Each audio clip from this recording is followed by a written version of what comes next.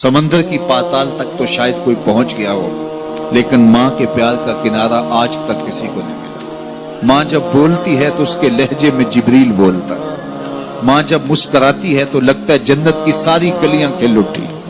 अल्लाह ने उसके सीने में वो दर्द, वो दरक, वो मोहब्बत, वो उल्फतों का एक जहां आबाद कर दिया है। माँ तो फिर माँ ही होती है। उसके सीने में रखा हुआ प्यार तो एक अजीब कायनात है।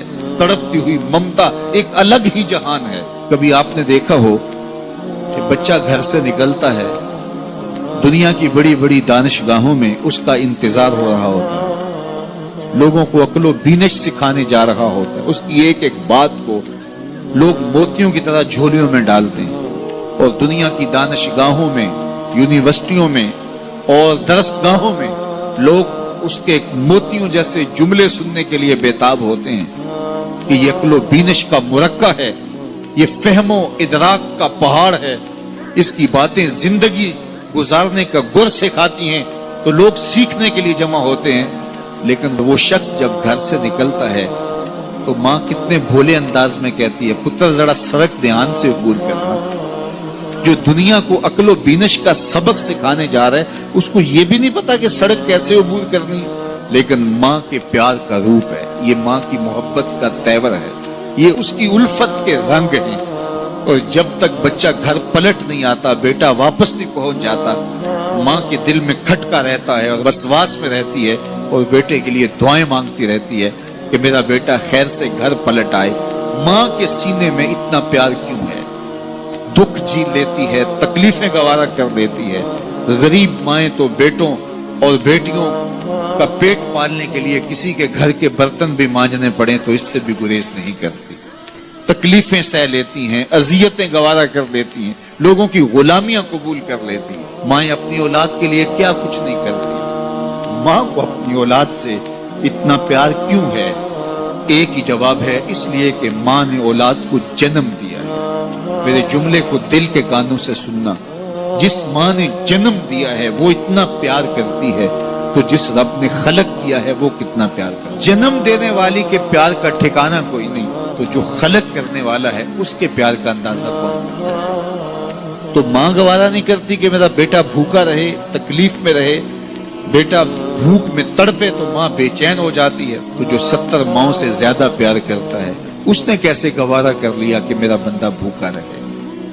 सहरी का खाना खाया है, कड़कती दोपहर है, बरसती गर्मी है, जुबान पे पिपड़ी जम गई, हलक खुश्क हो गया, खाने के लिए पीने के लिए सब कुछ मुयस्सर है, लेकिन कहा नहीं एक घूंट भी नहीं लेना।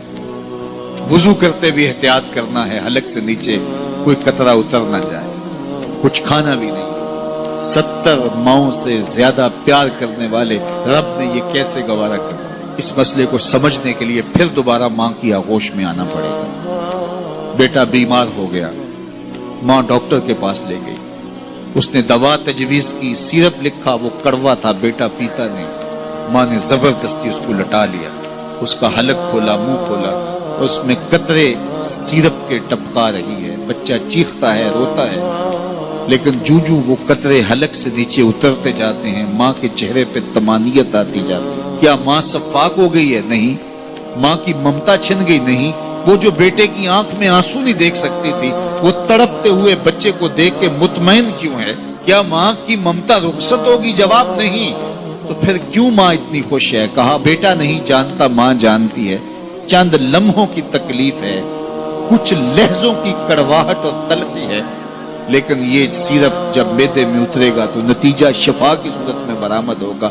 माँ की निगाह इस कड़वे सिरप पे नहीं, माँ की निगाह नतीजे पे है। कहा 70 माओं से ज्यादा प्यार करने वाला रब तुम्हें बहुत प्यार करता है, लेकिन भूख और प्यास इसलिए गवारा करवाई जा रही है, लअल्लकुम तत्तकून। इसका नतीजा तकवे की सूरत में बरामद। तुम्हें इत्तिका की दौलत मिलेगी, तुम तकवे का नूर पालोगे। इसलिए महीना एक मौका है, एक फुर्सत है। हम इस फुर्सत को गनीमत जाने और अपने नफ्स को काबू में करें। रोजा हमें बहुत कुछ सिखाता है, इससे वो सब कुछ सीखें और अपने मन को संवारने की कोशिश करें। तो जब हम तकवे की दौलत पालेंगे तो रोजे का मकसूद हासिल हो जाएगा।